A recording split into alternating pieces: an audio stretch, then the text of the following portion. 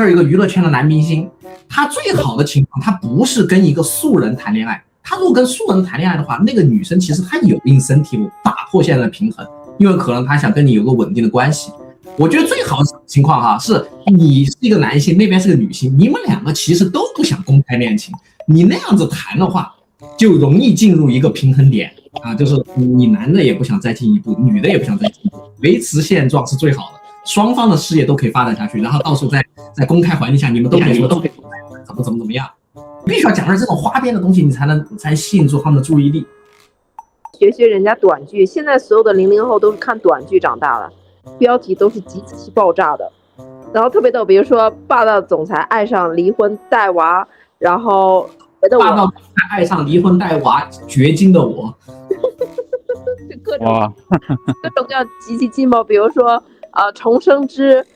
疫情之后，然后因为那时候疫情在家里面实在是太抑郁了嘛，我有个国内的朋友跟我说，你有看过国内的短剧吗？特别脑残。我说那我就看看到底有多脑残，然后我就开始看，每次看完我就想扇自己2巴掌，就是这种说毫无逻辑，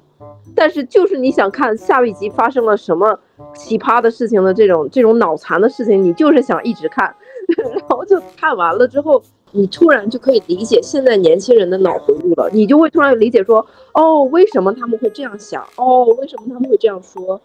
哦，为什么他们的感情里面应该是这样的，应该要够抓嘛才会够好玩。那我拔高一下哈，我讲2个点哈，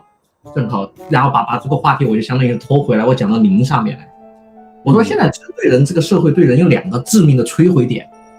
第一个摧毁点就是现在人都更急躁了，比如说我只看短视频，你给我录个什么3个小时视频，我都不想点开，我都不想看。为什么呢？因为现在他希望接受的是高频快的信息交流，就是他不能接受一个细密绵长的信息交流，他希望的是你给我的是像子弹一样的，啪啪啪啪啪几个子弹打过来，然后拳到肉，然后给你非常强的直接的刺激，这个刺激可能是感官刺激，可能是情感刺激，然后短平快最好。看新闻也是，我就看个题目或者就看一个大概，然后你告诉我谁赢了，你告诉我谁输了，你告诉我那个什么就把所有的事情 oversimplify， 你给我一个最简单直接的东西。我感觉现在的网络环境有趋势把人往这个方向训练，而往这个方向训练就恰恰背离了我之前跟你说的，我说我不觉得现在人在升维，我觉得现在人在降维。因为如果你看任何宗教告诉你，你要获得大智慧的话，是需要有一个安静而且深层细密的思考，智慧是在安静和细密当中产生出来的，而不是在那种很浮躁很短平快的一种环境里。对，这是第一点我要拔高的，我可能要拔高点。还有一点是说，我觉得现在人对 AI 这个事情太迷信了。我就看到我的一些学生一天到晚把那个 AI 奉若神明。我说你们简直不在用 AI， 你们就把 AI 当上帝。那个 AI 说出来的话，那就是 Bible， 那就是圣经，那一个字都错不了的。那我不是依赖 AI， 我依赖谁？那 AI 说的东西还能是错？然后呢，我现在对这个东西，我现在有个想法，就是说，出什么问题了吗？没事，我刚刚不小心退出去了，不小心掉下去了。因为我手机还是用的有一点点不太习惯，因为有时候怎么突然一滑，就滑到那个就把它擦掉了，不小心。主要是不太敏感。然后我就说一个这个关系到这个就可能联系到你们出题经验，我就说我们这样严谨的聊 AI 哈 ，AI 是什么意思？是 artificial intelligence， 它模仿的是人类的智慧。那我就说，在我们做这件技术上的事情的时候，那我说从哲学层面来，我就要先问你一个问题：人类的智慧到底是什么？你得有个准确点，你得告诉我什么是智慧。你把人类的智慧，你至少要给我一个比较严谨、比较全面的定义。你定义出来之后，然后我可能模仿你的。但是人类的智慧到底是什么呢？我觉得很多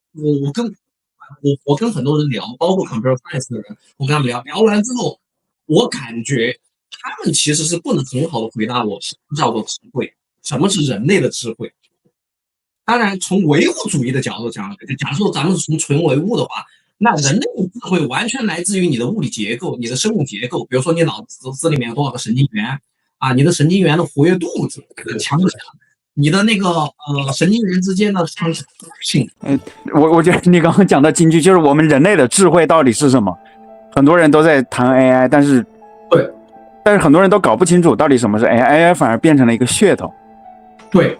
然后我从2个层面讲的时候，假设说我们不要讲玄的，我们就讲纯唯物主义，我们就说我们不承认，我们不说人有个什么高维的存在，我们就说人就是那个生物学上的人，然后什么定义的人呢？就是你那堆生物结构，然后和你的物质存在，就是你完全的你了啊，不存在所谓的灵魂，也不存在什么高维，什么都不存在，反正就是所见即所得。那我就说从这个层面上，那人类的意识，那从纯生物学的角度上讲，那就是你大脑里面那堆神经元啊，你有没有智慧，那就看这神经元活不活跃，看他们的 connection 够不够的强，够不够的多。但是就这个东西，现在其实没有一个非常完整的研究结论。我之前有一个朋友，就是我在读博士，有一个朋友，他那就是专门搞那个心理学研究，但是他是通过扫描大脑，他是更搞实证。他当时就最喜欢是邀请大家去搞核磁共振，去他那个实验室去把你们的大脑扫描一遍，然后他通过看你大脑的生物学结构，通过看你大脑的生物学结构来做一些心理学上的判断。比如说他看见你的大脑里面是某种特殊的情况，那这种情况是不是对你的判断啊，对你的情况啊，对你的情绪啊，或者对你的智力啊有一个什么客观上的影响？他是做这方面研究的，但是他就告诉我一个很多很神奇的事情，就是违反常理的事情。这个到时候我们也可以专门讲，但我现在只是抛砖引玉一下，就是说从这个角度上讲，我们其实对人的大脑的运作机制，对人智慧形成，我们都是存疑的，都是打个大问号的。就是我也没有谁敢拍着胸脯说，哎呀，我已经搞透了。从生物学角度上说，我已经搞透了人类的这个智慧是怎么形成的，都没搞透。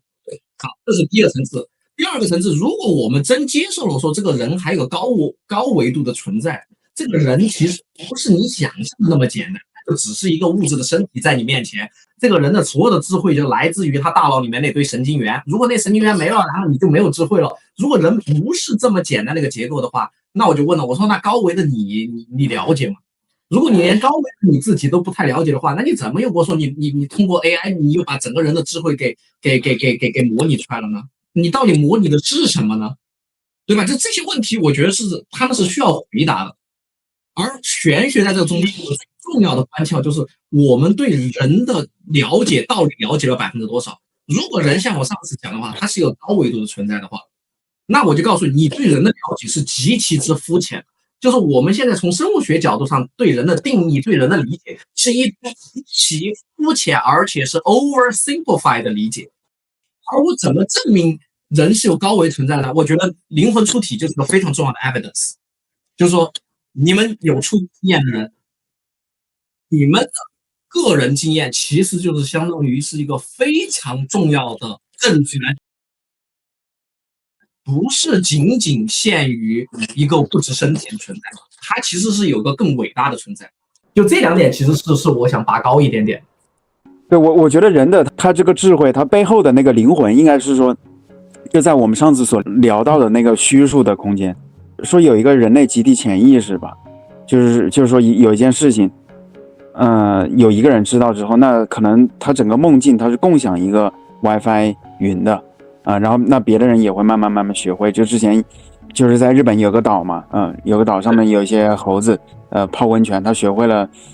开瓶盖还是什么的方法，然后旁边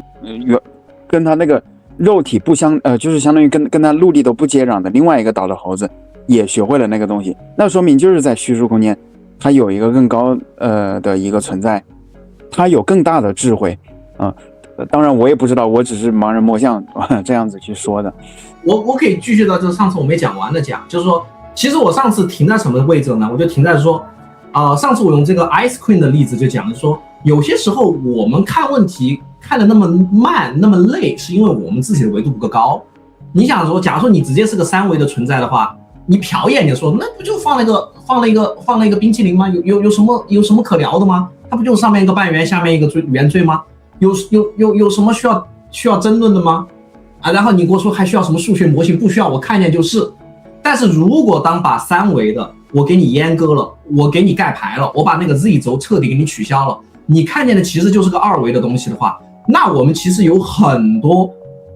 争论了。我可以说，哎 ，Y 它是这个情况的。如果哪天光源变了呢，它那个 projection 它 project 下来，它不是一个正圆了，它是个别的形状了，那这两拨人其实就可以慢慢聊了啊，就可以甚至可以争论起来。当然，你最后要出一个理论，严谨的把它叙述一遍，那你需要收集大量的数据，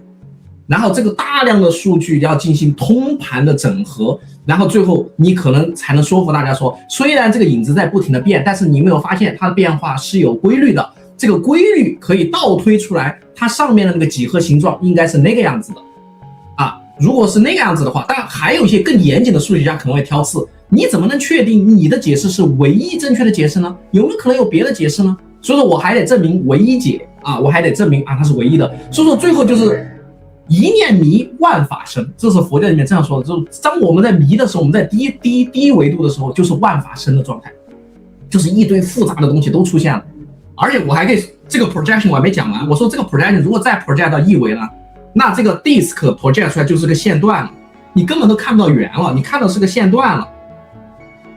那你通过这个线段，你想想你要再推回去，它是个 disk， 那 disk 再推回去，你发现它是个半球，或者你发现它是个 ice cream， 你想想这个工作量，或者说这个麻烦的程度有多可怕。那我现在告诉你我的研究的方向我私下的研究方向相当于你可以把我理解在二维，我在收集大量的影子，各种不同的影子，倒回去推上面这个东西是个什么样子，到底是个冰淇淋，还是说是一个半球，还是说是个圆锥，就倒过来推。所以说这个过程是非常麻烦的。但我有时候也会求证，比如说那些通过打坐啊，或者是体质比较特殊的人，他如果真能出体的话，当然如果他出体能把自己上升到一个更高的维度的话，他这些东西对他来说就是我猫眼我就告诉你就是那个情况，我不需要做那么多什么 analytic 的事情。我看的是所见即所得，我看见是这个情况，我就告诉你，我就诚实告诉你，就那个样子。然后所有的真理，他们就直接就看见了。对，但是看见的过程中呢，也是分层次的。就是那天包括跟那个叫 Neil 说的，有时候看的也不是太清楚，对吧？模模糊糊，这个非常符合我。你在北美有一个高手，是我认可的，真正能够通灵的人。当然他能力比较高，他看的就比较清楚。那这个就跟算命有关。那这个事情其实就有点像，很多 YouTuber 做的，就说算命就两条路，一条路是说纯理论的算命，就是说我算命者本人没有任何特异功能，或者我有特异功能我也不用，我就纯算，就是你给我你的八字，你给我你的八字，然后我就硬算，我推流年也好，紫微斗数推流年也好。易经八卦算具体的数字，算具体的那个叫什么也好，算你具体的那个事情的发展规律也好，我就这样硬算。我这是一种方法，我这个硬算的方法更像是我这儿通过 projection 看影子，倒过来从2D 推3D， 相当于是我还是在这个空间里面收集信息。我收集的就是你出生年月日的信息，可能我还问点你，比如说你父母的八字什么，但不管我问你多少问题，你提供多少信息给我。那也是我是在这个本空间里面收集收集信息，然后我通过一套算法，我去倒推，我去推那个上面那个情况是什么样的。其实说实话，你其实按照我上次讲的时空结构 XYZT， 你算命本身相当于是在这个 T 维，你相当于把 T 维的时间维的东西给展示出来，你相当于是去再通过一个算法，你把 T 维的东西给 recover 出来。因为我们人其实真的你看的只是当下，你看见的是 X、Y、Z， T 是 fixed 的， T 是被固定在一个点上的，你看的都是切片。所以我算命，我相当于是把这个 T 的这个切片把它动起来，让这个 T 可以随便动。那动起来之后，如果它有规律的话，它就是一个 flow。这个 flow 一般在低维空间是比较难搞的，你把它提到 lift 在高维空间里面，这个 flow 就比较 transparent。这个 flow 具体是怎么转的它有没有 singularity， 在什么时候这个 flow 会断，这个 flow 怎么样就比较清楚了。我数学上其实我就在做这种事情，包括我自己的科研也是，我的 flow 在下级空间搞不清楚，我直接把它 lift 到上去，我把它 lift 上去之后，那个 flow 怎么回事我就一眼看清了。所以算命其实真正的算其实是就在搞这个事情，其实就是在把你的信息对应到那个更高维度的空间里面，它在那个更高维度的空间里面，它去找你的时空结构。说悬了就要找时空结构，说不悬了就是他在找规律，他在看你接下来会往哪个方向走，怎么样，然后他再把那个信息带回来，然后以在这个空间的信息然后传递给你，就这么简单。然后但是通灵的那种算法就是比如说他真出体他能看见，或者他不能看见他出体他能跟什么狐仙，就是这个就是东北的那个四大仙儿或者是五大仙儿，就狐黄白柳灰，如果是五仙儿的话，如果四仙儿就狐黄白柳跟这些聊，然后他们去看，他们看了之后呢，他这个通灵的人相当于是个二道贩子，然后他再把他接受到信息给你重新说一遍，这就是一般就是这两套比较大的算命趋势，就一般普通人能接受得到的，就这两种。对，就是说第一种的话是通过那个公式吧，就是学会了那个复杂的那一套算法，去给它算出来的，然后这一套反而相对稳定一些。而另外一套就是像出马仙一样接收到了高维的灵体。对，但现在看见是其实我要再说深奥一点的话，它其实也有可能不稳定，你说那个第一种也有可能不稳定。对，就是纯 analytic 的话也有可能不稳定，而且我觉得算命我现在个人在我现在这种理解层次我觉得算命这个东西其实是最容易让人走到邪路上的。其实我觉得算命这个东西是最容易让人走到邪道上的。尤其是我告诉你，你算不准还好，你算得准的话，我觉得如果你个人的那个定力不够高，你的道德不够高的话，算命如果算得准，在当下算得准的话，其实对你不是好事。我觉得对你不是好事。对，吹吹姐，你对这个有什么看法？然后你之前有过那个就是算命的一些经历吗？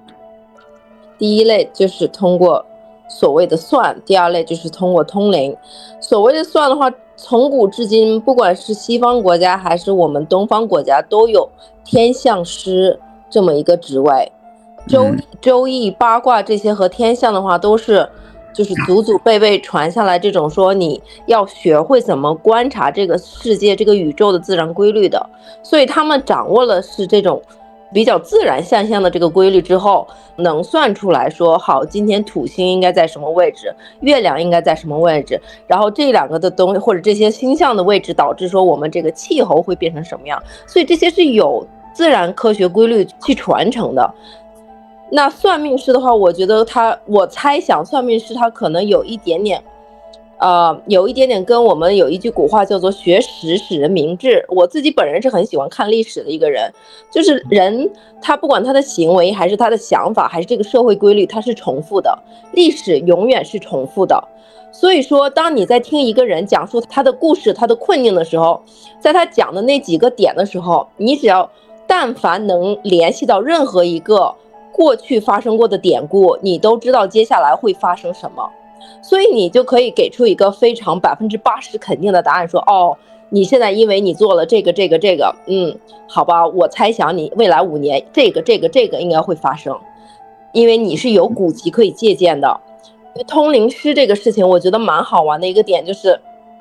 我之前不知道通灵师有多牛，我也不知道通灵师是一个很火的事情。我从2024年圣诞节的时候，我一共有2个意象，那其中一个意象就是有一天晚上，每次我的意象发生的时候都是我还没有睡着的时候，就是我是清醒的，我做完祷告然后躺在床上关了灯，然后我闭上眼睛的那一刻，然后我的那个世界又亮起来了。那它不是说很光亮的那个亮，它就是那种很柔和的那种亮。然后我就很好玩，就我自己站在那里看着另一个我坐在那里摸着别人的脚丫子给人家算命，人家问我说我最近身体这样，